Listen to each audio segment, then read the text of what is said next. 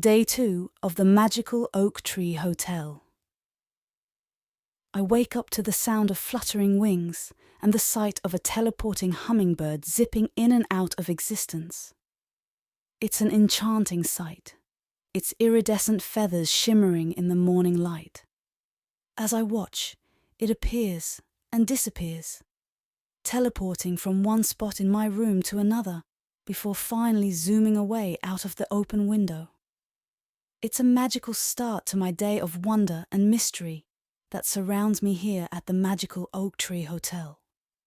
As I make my way down to the lobby, I marvel at the sights and sounds around me. The dining room is bustling with activity, the aroma of freshly cooked food filling the air. I'm greeted by my server, a friendly lynx. He leads me to a table where I'm presented with a menu that seems to float in mid-air before settling down in front of me. I order a light breakfast, and as I wait, I watch in awe as the small dragon chef uses its fiery breath to cook the food. It's an incredible sight, and the dwarven cooks seem to be working in perfect harmony with the beast. Soon enough, my food arrives, steaming hot and delicious. But what really catches my eye are the drinks that appear above the glass, glowing with different colors depending on the drink. As I lift my cup, a stream of liquid flows out of the light and into my cup before disappearing. It's yet another magical moment in this enchanting place. The hotel is renowned for its unique cuisine, and one of the highlights is the full skin fruits. These fruits have the appearance of one fruit on the outside, but when you cut into them, you'll find that the inside is completely different. It's a fun surprise for the taste buds, and something I've never encountered before. I decide to try a banana peach, and as I unpeel it, I'm greeted with a burst of color and flavor. The banana exterior gives way to the sweet, juicy peach inside. It's a delightful blend of flavors that leaves me wanting more. As I continue to explore the dining room, I notice that there are other guests trying out different false skin fruits as well. It's a fun way to add some excitement to breakfast, and I smile as I watch everyone's reactions to the surprise inside. After breakfast, I make my way back to the lobby near the waterfall. The two rabbits, Thistle and Thorn, greet me warmly, and we begin our tour of the hotel. They lead me up the spiraling staircase, carved from the same blue granite as the lobby. As we climb higher and higher, I feel a sense of awe and wonder wash over me. We finally reach the top, and I'm greeted with a breathtaking view of the forest below. There's a small sitting area with plush chairs and a table, perfect for admiring the beauty of the surrounding nature. Thistle explains that this is where the wizard would often sit and meditate, drawing on the magic of the forest to create new spells and enchantments. From there, we continue our tour, exploring the different suites and rooms, each more magical than the last.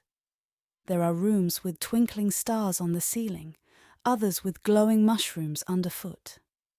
Some even have secret passages leading to hidden treasure chambers. Each room in the hotel has its own unique magical features. Some have enchanted mirrors that show the reflections of different landscapes or sceneries from around the world, while others have magical wardrobes that can change the appearance and style of your clothes at a touch of a button. There are rooms with floating candles that emit a warm, comforting glow, and others with starry night skies painted on the ceiling. Some even have talking portraits on the walls, telling tales of adventures and magic from days gone by. And then there are the suites, with their own personalized magical elements. There's the Mermaid Suite, where the walls and floors are made of shimmering aquamarine glass, and the ceiling is a large, intricate mosaic of the ocean floor. The Lunar Suite is lit by a glowing moonstone, casting a soft silver light over everything. And the Phoenix Suite has a fireplace that doesn't require wood, but instead uses the power of thought to ignite the flames. Another suite, called the Dragon's Den, has a golden dragon skull mounted on the wall that breathes real fire. The bed is carved from a single piece of obsidian, and the walls are adorned with ancient runes that glow softly in the darkness. There's even a secret passage behind a bookcase that leads to a hidden hot spring. The elevators are a marvel of magical engineering, capable of transporting guests between floors without ever leaving their room. All they need to do is step into the golden glow, close their eyes, and imagine their destination. The elevator will transport them there in an instant.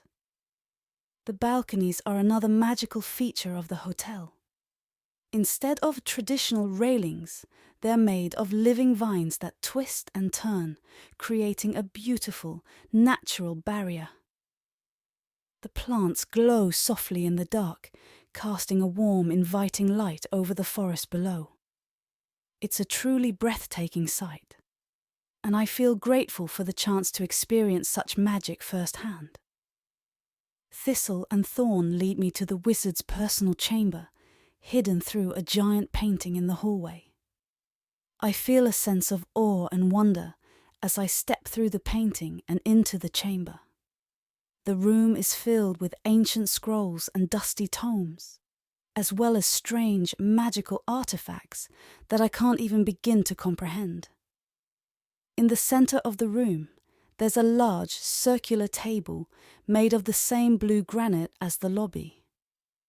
Thistle explains that this is where the wizard would conduct his most powerful spells and enchantments, drawing on the magic of the forest to create wonders beyond imagination. I'm in awe of the power that must have been present in this room, and I feel a sense of respect and reverence for the wizard who once called this place home. I noticed a series of pictures and drawings depicting a magnificent blue granite crystal suspended in mid-air. Intrigued, I ask Thistle and Thorn about it. They explain that it's located at the very bottom of the tree's root system, and while it's not accessible by normal means, there is a way to reach it. With a twinkle in his eye, Thorn produces a small, ornately carved wooden key. He explains that this key unlocks the door to the underground chamber where the crystal can be found. I feel a sense of excitement building inside me. The prospect of discovering such a magical artifact is too tempting to resist. With a nod and a smile, I accept their offer, eager to embark on this new adventure. As we descend into the underground chamber, the air grows cooler and damper. The walls are smooth, glistening blue granite, adorned with intricate carvings and runes. Finally, we reach the heart of the chamber, a massive crystal suspended in mid-air, pulsing with an ethereal energy. It's breathtakingly beautiful, a sight that defies explanation. I feel a sense of awe and wonder wash over me as I approach the crystal. It's as if I can feel its power resonating through my very being.